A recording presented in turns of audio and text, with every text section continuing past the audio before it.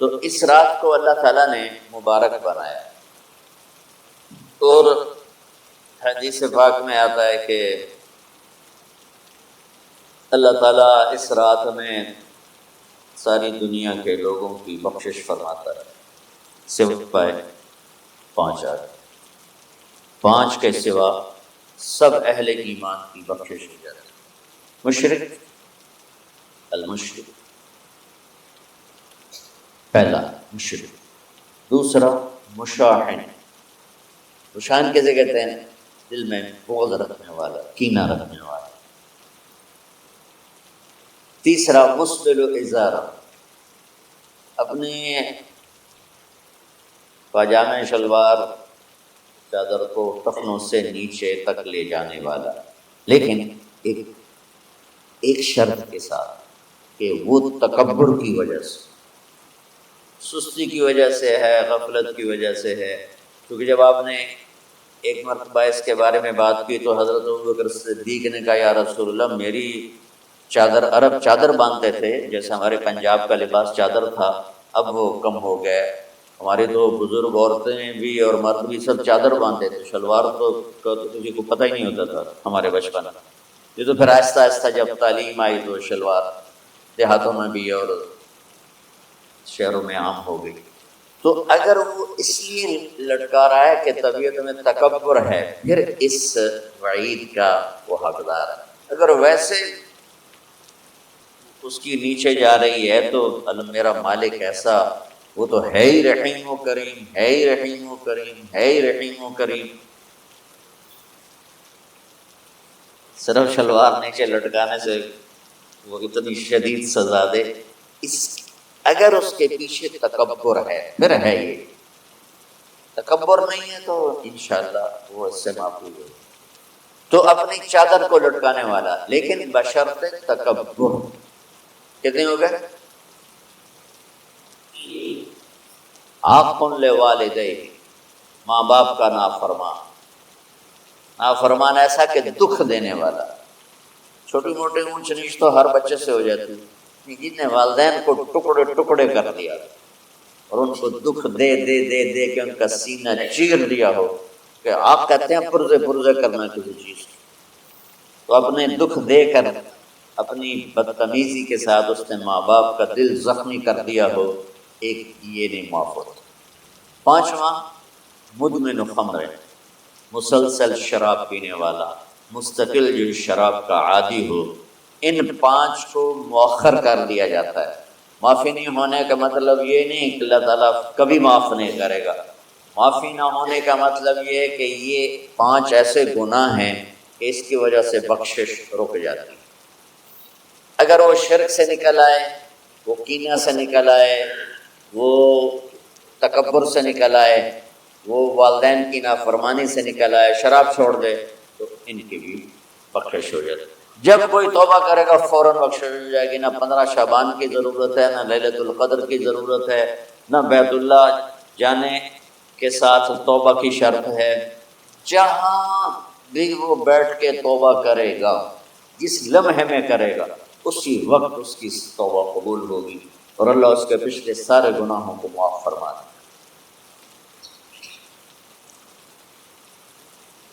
دن کا روزہ، رات کا قیام، زیادہ سے زیادہ قیام سے مراد نوافل ہیں، کوئی گھر میں پڑھ لے، کوئی مسجد میں پڑھ لے۔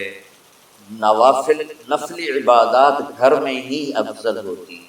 میرے نبی سنتیں ہمیشہ گھر سے پڑھ کے آتے تھے، تہجد اپنے گھر میں پڑھتے تھے، مسجد میں نہیں پڑھتے تھے، سوائے اعتکاف کے آپ اپنے نوافل سنتیں سب گھر میں پڑھتے تھے، اور مسجد میں صرف فرض آ کے ادا فرماتے تھے، اور اس کے بعد بیٹھنا ہوتا تھا تو بیٹھ جاتے تھے، اٹھنا ہوتا تھا تو اٹھ جاتے تھے۔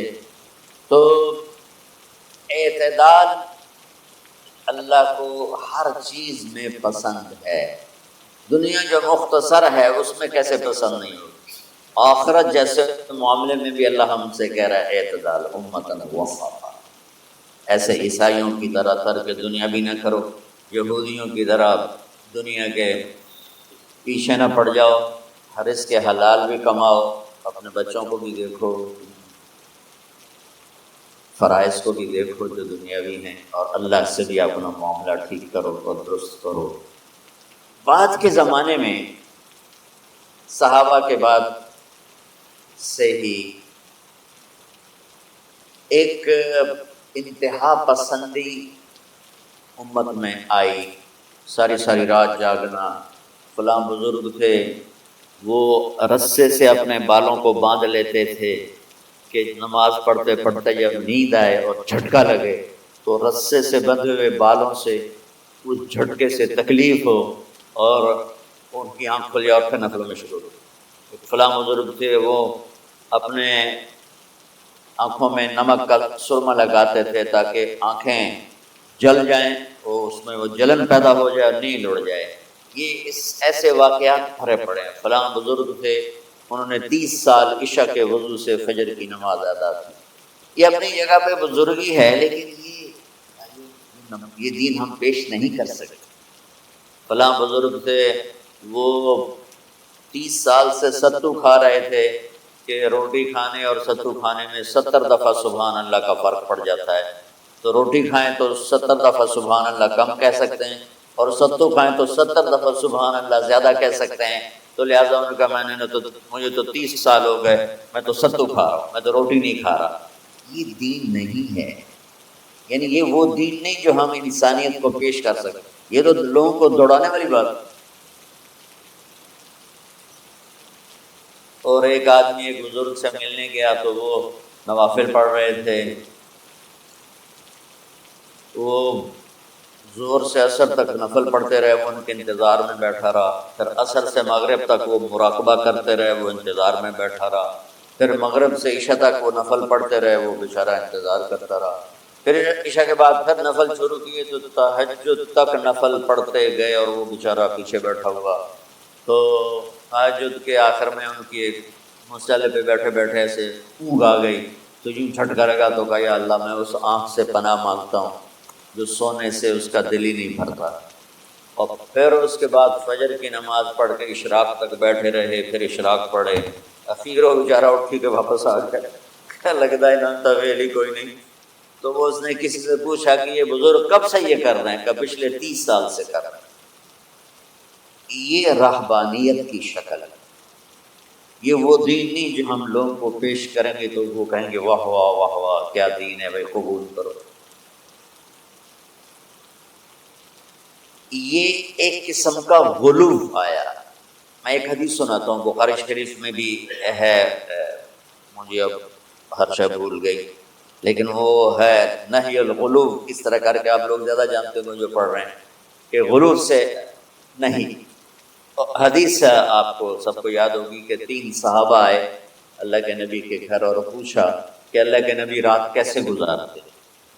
تو گھر والوں نے کہا سوتے بھی ہیں، جاگتے بھی ہیں، کھاتے بھی ہیں۔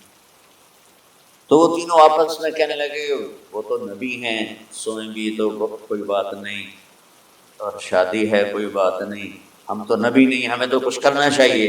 ایک نے کہا کہ میں ساری زندگی روزہ نہیں چھوڑوں گا، ایک نے کہا کہ میں ساری زندگی سوؤں گا نہیں، ایک نے کہا میں ساری زندگی شادی نہیں کروں گا۔ تو دیکھنے میں تو واہ واہ کیا بڑی بزرگی ہے، بڑے بڑے بزرگ ہیں۔ ہمارے نبی کو پتہ چلا، آپ نے تینوں کو بلا لیا، کہا تم مجھ سے زیادہ اللہ سے ڈرنے والے ہو، میں تم سے انا اتقاکم یا اخشاکم، الفاظ آپ لوگوں کو زیادہ یاد ہوں گے لیکن مفہوم میں صحیح پیش کر رہا ہوں۔ آپ نے کہا میں تم سے زیادہ اللہ کو جانتا ہوں، تم سے زیادہ اللہ سے ڈرتا ہوں، میں سوتا بھی ہوں،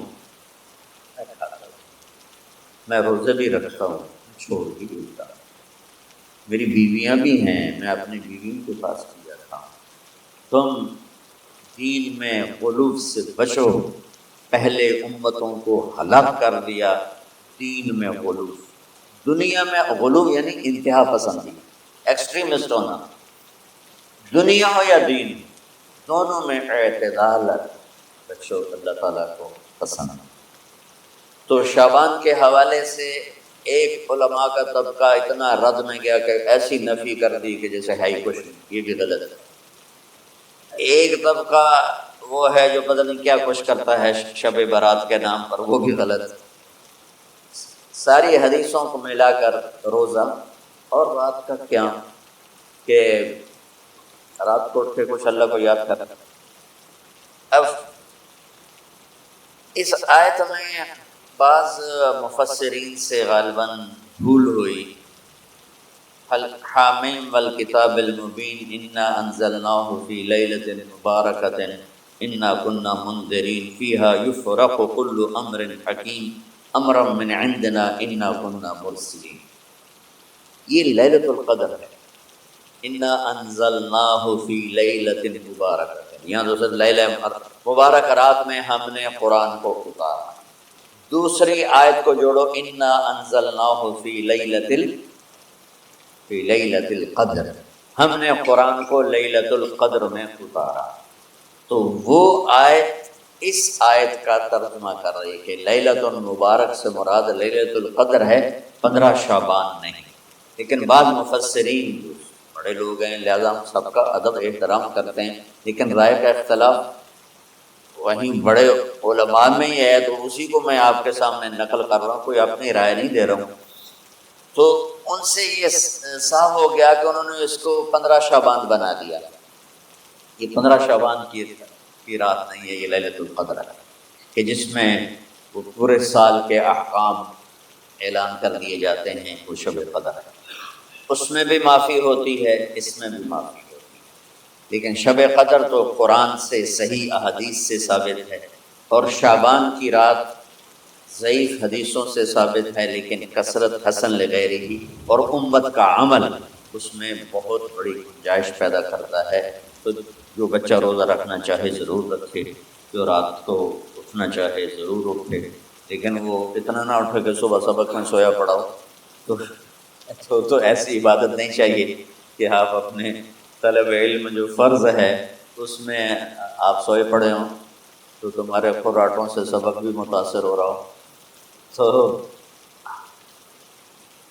اعتدال بچوں، ہر چیز میں اعتدال، اور کسی سے گلہ ہے، غصہ ہے، ناراضگی ہے، کسی سے بولتے نہیں ہو۔ ابھی سے شعبان آ چکا ہے، آپ شعبان سے رمضان کی تیاری شروع فرما دیتے تھے، تو اس کی تیاری کیا ہے؟ وہ دلوں کو صاف کرو، معاف کرو، معافی مانگو، تمہارا قصور نہیں پھر بھی معافی مانگ لو، دلوں کو صاف کرو، اور اللہ سے سخاوت مانگو، کہ اللہ کو سخی بھی پسند ہے اور صاف دل والا بھی پسند ہے۔ تو انشاءاللہ اگر اس طرح آپ کی تعلیمی سرگرمیاں بھی رہی اور رمضان کا روزہ بھی ہوا اور دل صاف بھی ہوا، تو انشاءاللہ اللہ آپ کے دل کو ایمان اور علم کے نور سے بھر دے۔ سارے بچے اس کی نیت کرتے ہیں۔ اللہم لک الحمد کما انت اہلہ وصلی علی محمد کما انت اہلہ۔ ہمارے اسباب و وسائل میں بہت کمی آ رہی میرے مولا، اپنی قدرت سے اپنے اس ملک کے لیے رزق کا، ہدایت کا دروازہ کشادہ فرما۔ یا اللہ جو اس کی دشمنی کرنے والے ہیں ان کو بھی ہدایت نصیب فرما، اور ان کے مقدر میں ہدایت نہیں تو ان کے شر سے اس کی حفاظت فرما۔ جتنے مدارس ہیں، جتنی خانقاہیں ہیں، جتنے تبلیغی مراکز ہیں، جتنے حفظ کے مکاتب ہیں، ان سب کی حفاظت فرما۔ علماء اہل حق کی حفاظت فرما، علماء اہل حق کی حفاظت فرما۔ یا اللہ صالحین کی حفاظت فرما۔ یا اللہ احفظنا من بین ایدینا ومن خلفنا وعن ایماننا وعن شمائلنا ومن فوقنا ونعوذ بعظمتک من ان نغتال من تحتنا۔ اللهم انا نعوذ بک من الاغتيال، اللهم انا نعوذ بک من ان نغتال من تحتنا۔ اللهم احفظنا من كل بلاء، اللهم احفظنا من كل شر ومن كل بلاء، وعافنا من كل شر ومن كل بلاء۔ یا اللہ تو پوری امت پہ کرم فرما، رحم فرما۔ یا اللہ پوری امت کا کہ خون کی، عزت کی، جان کی، مال کی، بچوں کی، بچیوں کی، عزتوں کی حفاظت فرما۔ پوری دنیا کے کفر کو ہدایت دے دے، پوری دنیا کے غیر مسلموں کو ایمان دے دے، امریکہ والوں کو ہدایت دے دے، افریقہ والوں کو ہدایت دے دے، یورپ والوں کو ہدایت دے دے، ایشیا والوں کو ہدایت دے دے، آسٹریلیا والوں کو ہدایت دے دے۔ جو تجھے نہیں پہچانتے انہیں اپنی پہچان کرا دے، ہمیں تو ذریعہ بنا لے ان تک اپنا پیغام پہنچانے کا اور تیرا تعارف کروانے کا۔ تو ہماری زندگی اس کے لیے قبول فرما لے، ان بچوں کو قبول فرما لے۔ انہیں ہدایت کے چراغ بنا، ہدایت کے سورج بنا، ان کو، ان کے والدین کو دنیا اور آخرت کی ہر خیر نصیب فرما، ان پڑھانے والوں کو، اس میں کام کرنے والوں کو، دنیا اور تمام شاخوں میں پڑھنے والے، پڑھانے والے، خدمت کرنے والے، کام کرنے والے، ان کے بچوں کی حفاظت فرما، ان کی دنیا بھی بھلی فرما، ان کی آخرت بھی بھلی فرما۔ اور یا اللہ امت کے جوڑنے کا مدرسۃ الحسین حسنین کو ذریعہ بنا دے، امت کو جوڑنے کا مدرسۃ الحسنین کو ذریعہ بنا دے۔ یا اللہ جو ایمان پہ تیری بارگاہ میں پہنچ گئے ان کے درجے بلند فرما، ان کی قبریں روشن فرما۔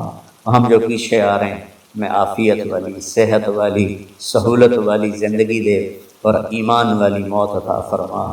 یا اللہ امراض والی موت سے بچا، ہسپتالوں والی موت سے بچا، اغتیال والی موت سے بچا، عافیت سلامتی والی ایمان کے ساتھ اپنی رضا کے ساتھ ہماری واپسی یا اللہ مقدر فرما۔